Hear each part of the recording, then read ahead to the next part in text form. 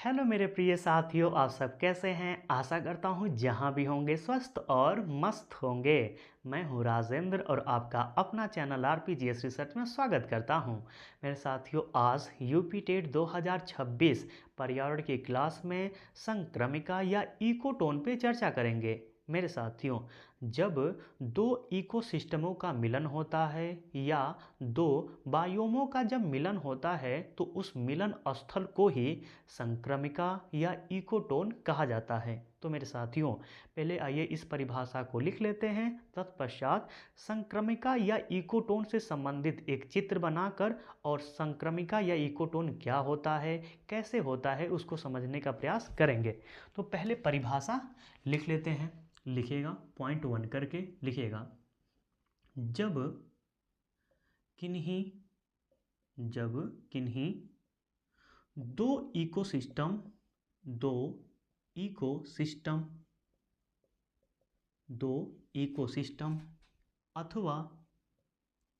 अथवा दो बायोमों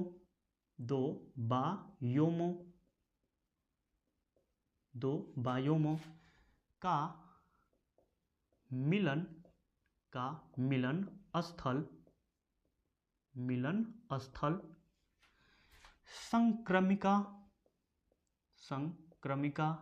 या इकोटोन कहलाता है।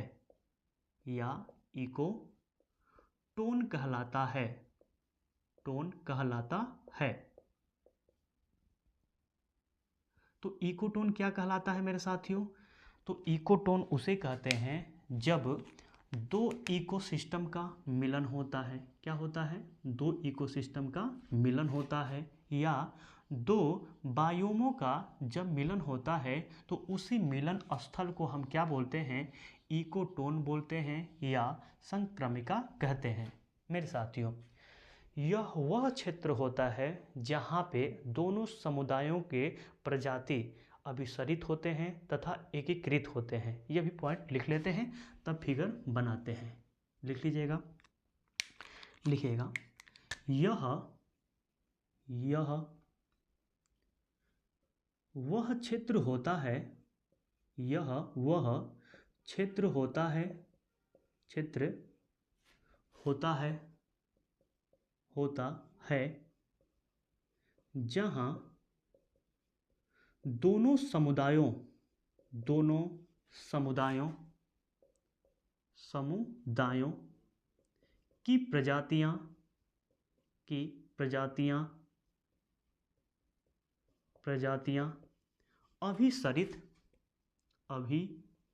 अभिसरित तथा एकीकृत होती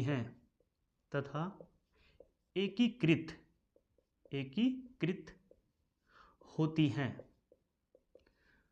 तो मेरे साथियों, दूसरे पॉइंट में क्या है? तो दूसरे पॉइंट में यह है कि जो इकोसिस्टम का क्षेत्र होता है और इकोसिस्टम से जो आपका इकोटोन का निर्माण होता है, यह वह क्षेत्र होता है जहां दोनों समुदायों यानी दो सिस्टमों को मिलकर जहाँ पे एक तंत्र का निर्माण होता है, संक्रमिका या इकोटोन, वहाँ पे दोनों समुदायों की प्रजातियाँ क्या करती हैं? अभिसरित करती हैं तथा एकीकृत होती हैं। यह ध्यान में रखिएगा। अब आइए फिगर्स के माध्यम से समझने का प्रयास करते हैं मेरे साथियों। जैसे मान लीजिए यह एक आपका इकोसिस्टम है और यह आपका दूसरा इकोसिस्टम है। क्या है? दूसरा इकोसिस्टम है। ठीक है, लेकिन यह अलग है, यह अलग इकोसिस्टम है, एक या दो है।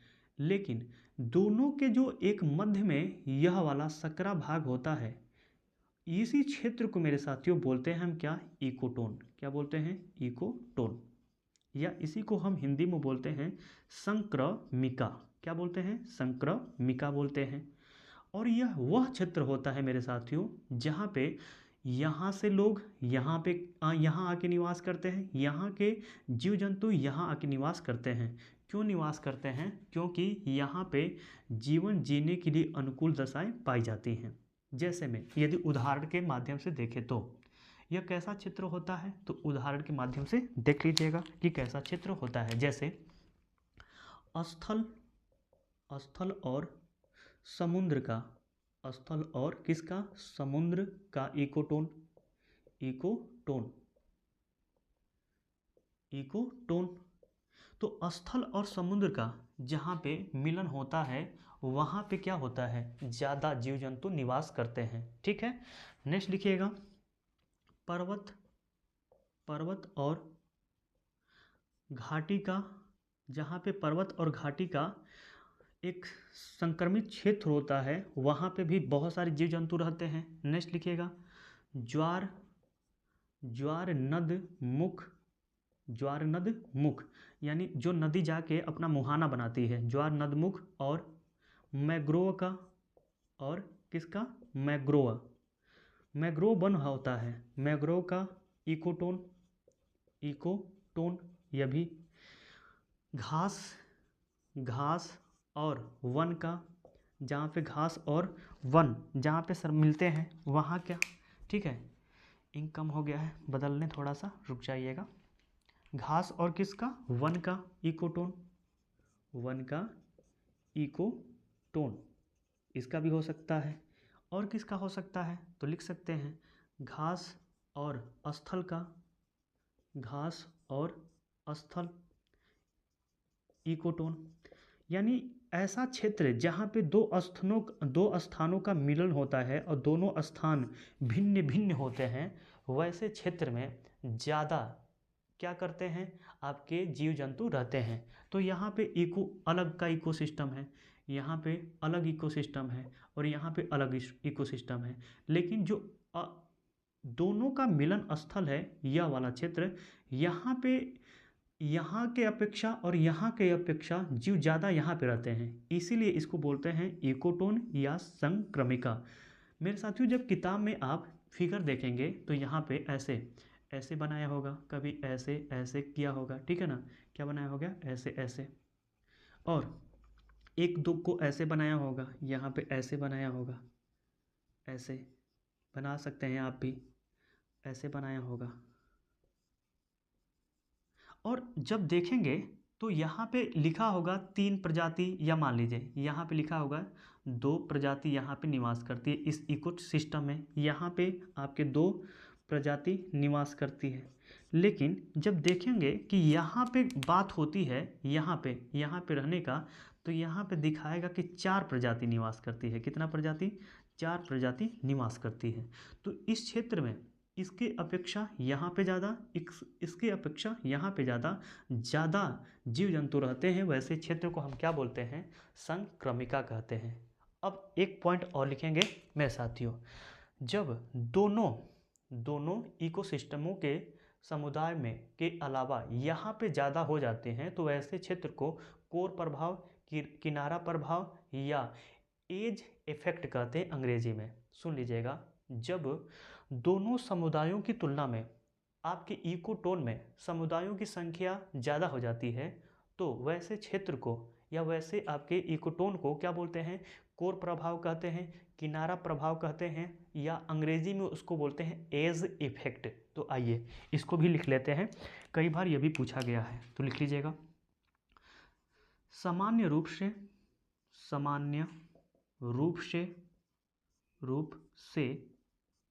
जब इकोटोन में प्रजातियों की संख्या दोनों समुदायों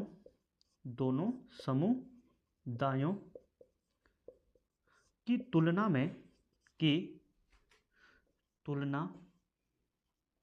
तुलना में अधिक हो जाती है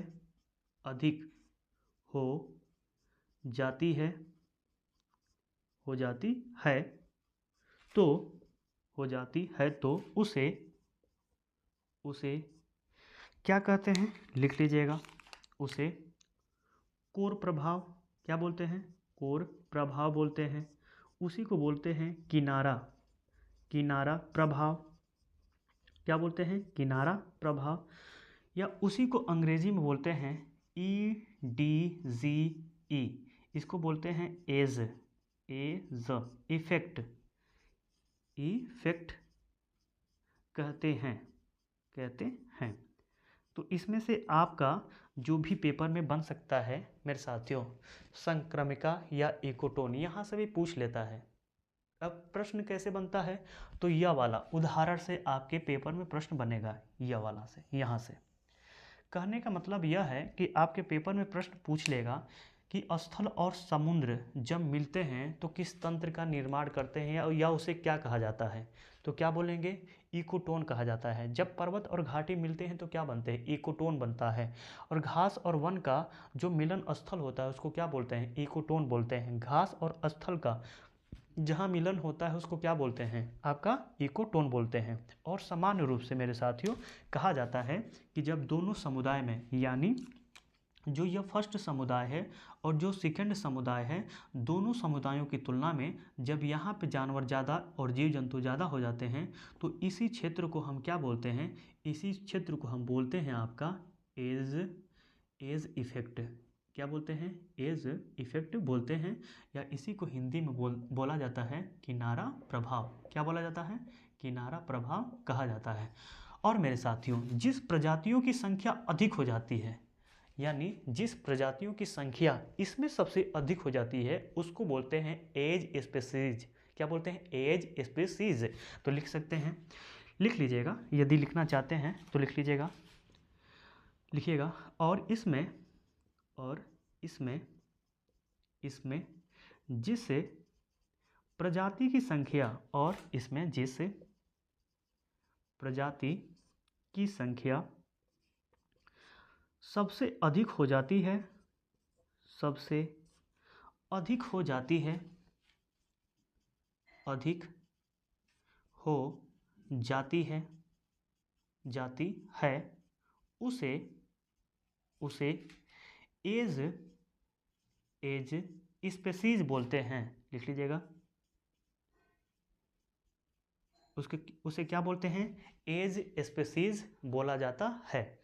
तो मेरे साथियों संक्रमिका से या इकोटोन से जब भी प्रश्न बनेगा, इतने से ही आपके पेपर में प्रश्न बनेगा, इससे ज़्यादा कहीं से नहीं आएगा। ठीक है, तो आज की वीडियो में हम किस पर चर्चा किए हैं, संक्रमिका पे। तो आज का वीडियो यहीं तक रहने देते हैं, अगले वीडियो में अगले टॉपिक पर अध्ययन करेंगे। तो आज का वीडियो आपको कैसे लगा, यदि अच्छा लगा होगा तो इस वीडियो को ज़्यादा से ज़्यादा शेयर करिएगा। और जो मेरे मित्र अभी इस चैनल पे नए हैं वो इस चैनल को सब्सक्राइब भी कर लेंगे। मिलते हैं नेक्स्ट वीडियो में नेक्स्ट टॉपिक के साथ। आज के लिए धन्यवाद।